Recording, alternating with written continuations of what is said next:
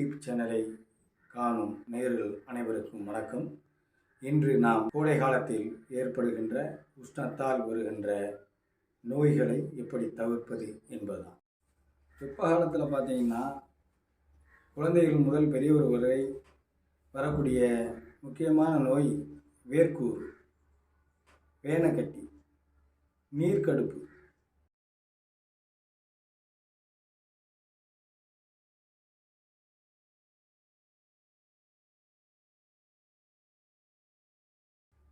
அதே போன்று மூலம் அதிகமாக வரக்கூடிய வாய்ப்பு இருக்கிறது. அதையும் நாம் தவிர்க்க இந்த மாதிரியான மூலிகை மருந்துகளையும் உணவு மூலமாக எடுத்துக்கொள்ள வேண்டும். நீர்க்கடுப்புக்கு நீங்கள் மோரும் தண்ணீரும் குடித்தாலே இந்த நீர்க்கடுப்பை ஓரளவு குறைத்து கொள்ளலாம். ரொம்ப அதிகமாக இருக்கும்போது கருப்பு கட்டின்னு சொல்லக்கூடிய இதை வாங்கி அதோடு 2 குடம்புளி சாறு எடுத்து அதோடு கலந்து நீங்கள் பருகி வந்தால் நன்றாக நீர்க்கடுப்பு போய்விடும். நல்ல தயிரில் தண்ணீரை நிறைய கலந்து காலையில் நீங்கள் அதை மோராக குடித்து வந்தால் காலையில் ஏற்படுகின்ற பித்தம் குறையும். அதே போன்று நீங்கள் கடைகளில் பாதாம் பிசுன்னு இருக்குது, அதை வாங்கி நீங்கள் ஒரு இரவு ஒரு 5-6 பாதாம் பிசினை போட்டு நல்ல தண்ணியில் ஊற வச்சு காலையில் பாலோடு சேர்த்து கொடுங்க. சப்சா விதைன்னு சொல்லக்கூடியதை நீங்கள் பயன்படுத்தலாம். ஒரு மணி நேரத்துக்கு முன்னால் அந்த விதையை வாங்கி அதை தண்ணீரிலே கலந்து அதை 2 சொட்டு எலுமிச்சம்பழமும் அதற்கு சுவையான இனிப்பும் கலந்து நீங்கள் கொடுத்தீங்கன்னா உஷ்ணத்தால் வரக்கூடிய நோயிலிருந்து உங்களுக்கு காற்றுக்கொள்ளக்கூடிய ஒரு அருமையான மருந்து. அதே போன்று நெல்லிக்காய், காட்டு நெல்லிக்காய் இருக்கு இல்லையா, அதை வாங்கி நீங்கள் பெரியவர்கள் பச்சையாக திங்கலாம். சின்னவர்களுக்கு ஜூஸ் என்று சொல்லக்கூடிய அளவிலே அதை உஷ்ணத்தை குறைக்கக்கூடிய ஒரு தன்மை கிடைக்கும். நோயிலிருந்து பார்த்துக்கொள்ளலாம். நீங்கள் உணவாக சாப்பிடக்கூடியது வெண்பூசணியை சாப்பிட்டு கொள்ளலாம். சுரைக்காயை நீங்கள் சாப்பிடலாம்.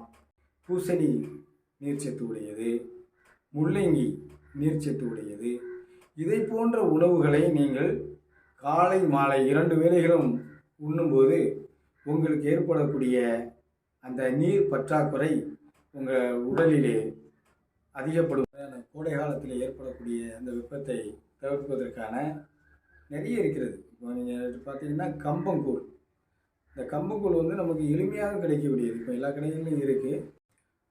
அதை போன்று பல வகைகள் நீங்கள் பார்த்தீங்கன்னா வெப்ப காலத்திற்கு திராட்சை பழம், ஆரஞ்சு பழம், தர்பூசணி பழம், கிர்னி பழம் போன்ற பழங்கள், இதை போன்ற பழங்கள் நீங்கள் அதிக அளவில் வாங்கி கொடுக்கிறதுனால நாம் இயற்கையாக இந்த வெப்ப காலத்தில் ஏற்படுகிற சூட்டை தணித்து விடலாம்.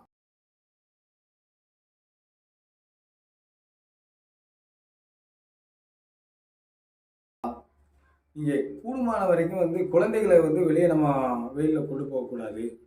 அப்படியே நம்ம கொண்டு போனாலும் அந்த குழந்தைகளுக்கு தலையில் சிறிதளவு நல்லெண்ணெய் அல்லது விளக்கெண்ணெய், இந்த 2 எண்ணெய்களை நாம் தேய்த்து வரும்போது நமக்கு இந்த உஷ்ணம் குறைகிறது.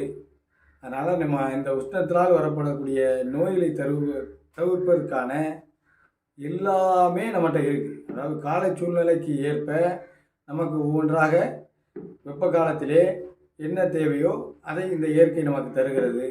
அதனால் நம் பனைமரத்தோடு கிடைக்கின்ற அந்த உணவுகளையும் அதை இயற்கையாக வரக்கூடிய உணவுகளையும் உண்டு நாம் வெப்ப காலத்தை விரட்டி அடிப்போம். அதிலிருந்து நம்மையும் நம் குழந்தைகளையும் பாதுகாப்போம். இதை போன்ற பயனுள்ள தகவல்களை நீங்கள் தெரிந்து கொள்ள எங்களுடைய நலம் யூடியூப் சேனலை பாருங்கள். நன்றி.